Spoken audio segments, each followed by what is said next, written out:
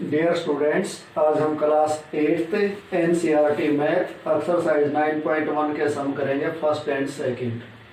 First sum है students, identify the terms their coefficients for each of the following expressions. ये 6 expression दिए गए हैं। हमने इनमें से पहले तो आइडेंटिफाई करना है टर्म्स और फिर उन टर्म्स के कोएफिशिएंट हमने आइडेंटिफाई करने हैं। एक्सप्रेशन बोल दे, इक्वेशन बोल दे, एक ही बात होती है।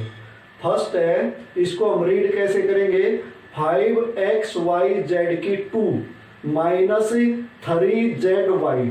तो इसमें देखो स्टूडेंट्स, एक तो टर्म ये है और एक ये 2 टर्म्स है इसमें।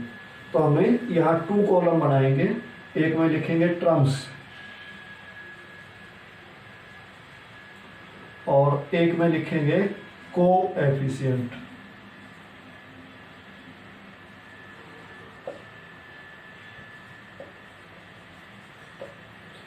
अब इसमें फर्स्ट पार्ट में टर्म्स होगी अपनी 5xyz की 2 और दूसरी टर्म क्या है, -3zy। अब इसमें कोएफिशिएंट फाइंड आउट करो। जो नंबर है यानी कि डिजिट, वो तो हो गया कोएफिशिएंट और ये होते हैं वेरिएबल। तो अब इस टर्म में कोएफिशिएंट क्या है हमारा 5 और इस टर्म में हमारा कोएफिशिएंट क्या है -3। ये अपना फर्स्ट पार्ट हो गया स्टूडेंट्स। अब सेकंड पार्ट, 1 + x की 2, 1 2 3 टर्म्स है। 1x की 2, 1 का कोएफिशिएंट 1, x का कोएफिशिएंट आगे यहाँ कुछ नहीं लिखा हुआ, इट मीन्स 1 माना जाएगा। x की 2 में भी यहाँ आगे कुछ नहीं है तो इसका भी कोएफिशिएंट 1 माना जाएगा। ये अपना सेकंड पार्ट हो गया स्टूडेंट्स। थर्ड पार्ट, 4x की 2 y की 2 फर्स्ट टर्म, -4x की 2 y की 2 z की 2 सेकंड टर्म, प्लस z की 2 थर्ड टर्म। इसमें 3 टर्म्स हैं। थर्ड पार्ट, फर्स्ट है अपनी 4x की 2 y की 2, सेकंड टर्म है -4x की 2 y की 2 z की 2 और थर्ड टर्म क्या है z की 2।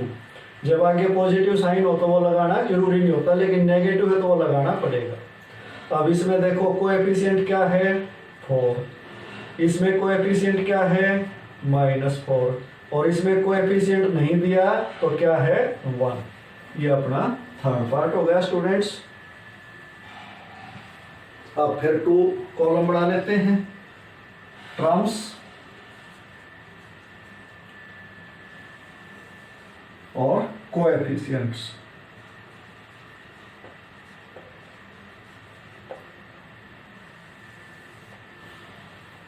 Fourth part, 3 - pq + qr - rp। First term, second term, third term, fourth term. इसमें 4 टर्म्स है। इसको लिखेंगे 3, ये हो गया -pq और ये हो गया qr और ये हो गया -rp। इसका कोएफिशिएंट 3, अकेला है, डिजिट है तो 3 आएगा। इसमें क्या होगा -1, कुछ भी नहीं है और माइनस का साइन है तो -1 आएगा। इसमें भी आगे कोई नंबरिकल नहीं है तो ये हो गया 1 और इसमें भी कोई नंबर नहीं है तो ये हो गया -1 क्योंकि माइनस का साइन है आगे। ये अपना फोर्थ पार्ट होगा students. Fifth part, x/2 first term + y/2 second term -xy third term. तो फिफ्थ पार्ट में कैसे लिखेंगे हमें, x by two, y by two और minus x Y.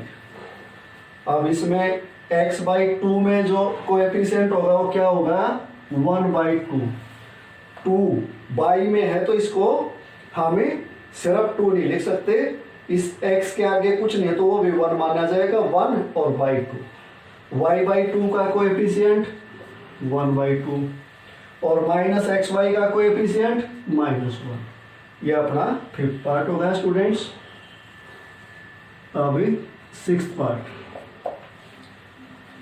0-3a minus 0.6ab plus 0.5b। 3 terms हैं, ये लिखनी है पहले। 0.3a minus 0.6ab plus 0.5b। इसका कोएफिशिएंट 0.3, इसका कोएफिशिएंट -0.6 और इसका कोएफिशिएंट 0.5। और इस प्रकार ये अपना फर्स्ट सम कंप्लीट होगा स्टूडेंट्स। अब सेकंड सम करते हैं। Second sum students, classify the following polynomials as monomials, binomials, trinomials. Which polynomials do not fit in any of these 3 categories? ये एक्सप्रेशन बोल लो, इनको इक्वेशन बोल लो, एक नाम और आ गया सामने, इन्हीं को पॉलिनोमियल्स भी बोल सकते हैं। अब इनको हमने 3 कैटेगरीज में क्लासिफाई करना है, मोनोमियल्स, बिनोमियल्स और ट्रिनोमियल्स। और फिर बोला है कि जो इन तीनों में फिट नहीं होते उनको अलग लिखना है। अब क्लासिफाई जब करेंगे जब हमें पता हो कि मोनोमियल्स होता क्या है। जो एक्सप्रेशन सिंगल टर्म की हो, जिसमें एक ही टर्म हो, उसको हम बोलेंगे मोनोमियल्स, और जिसमें 2 टर्म्स हो उसको बोलेंगे बिनोमियल्स, और जिसमें 3 टर्म्स हो उसको बोलेंगे ट्रिनोमियल्स। तो देखो ये है x प्लस वाई और फिर कोमा लगा हुआ है, इट मीन्स ये एक अलग इक्वेशन, पॉलिनोमियल या एक्सप्रेशन, कुछ भी इसको हम बोल सकते हैं। ये अलग है, ये अलग है, ये यहां से लेकर यहां तक अलग है, ये अलग पॉलिनोमियल है, ये अलग है और ये अलग है। देखो यहाँ कोमा आ गया। अब ये यहां से यहां तक है, एक है, ये अलग है, ये अलग है, ये अलग है, ये अलग और ये अलग। अब सबसे पहले हम लिखेंगे मोनोमियल्स।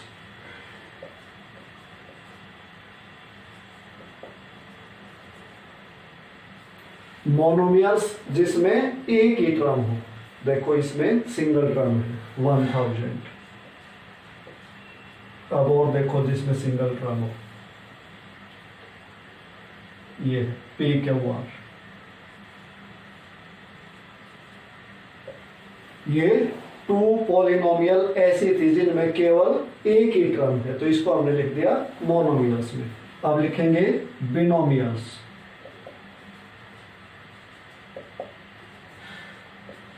जिसमें 2 टर्म्स हो, x प्लस वाई 2 टर्म्स हैं, एक ये हो गई,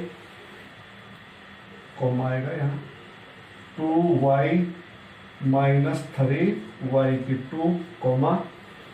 अब इसमें है 2 टर्म्स, 4z माइनस 15z की 2 और इसमें 2 टर्म्स हैं, p की 2q प्लस p q की 2 और इसमें भी 2 टर्म्स हैं, 2p प्लस 2q। ये हो गए बिनोमियल्स। अब ट्रिनोमियल्स।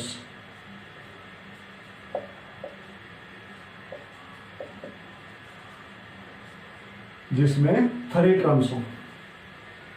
तो देखो इसमें 3 टर्म्स हैं, 7 प्लस y प्लस 5x, इसमें 3 टर्म्स हैं, 2y माइनस 3y की 2 प्लस 4y की 3। अब इसमें है 3 terms, 5x minus 4y plus 3xy। अब और किसी में भी 3 नहीं है, तो ये हो गए ट्रिनोमियल्स। अब हम क्या लिखेंगे, पॉलिनोमियल्स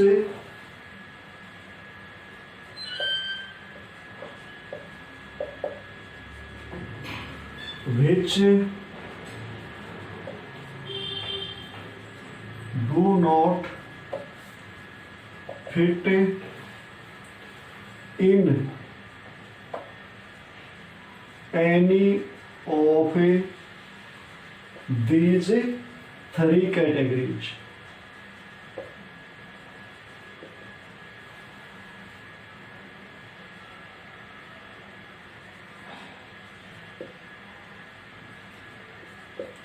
जो इन तीनों कैटेगरी में फिट नहीं बैठते वो यहाँ अलग लिख रहे हैं। अब देखो इसमें 4 टर्म्स हैं, तो इन तीनों में से किसी में नहीं फिट बैठी है, इसको अलग लिखेंगे। x प्लस x की 2 प्लस x की 3 प्लस x की 4, इसमें 4 टर्म्स है। और इसमें है 4 terms, 1 2 3 4। AB plus BC plus CD plus DA, ये इन 3 कैटेगरीज में फिट नहीं बैठती थी। और स्टूडेंट्स, इसी के साथ हमारा सेकंड सम कंप्लीट हो गया।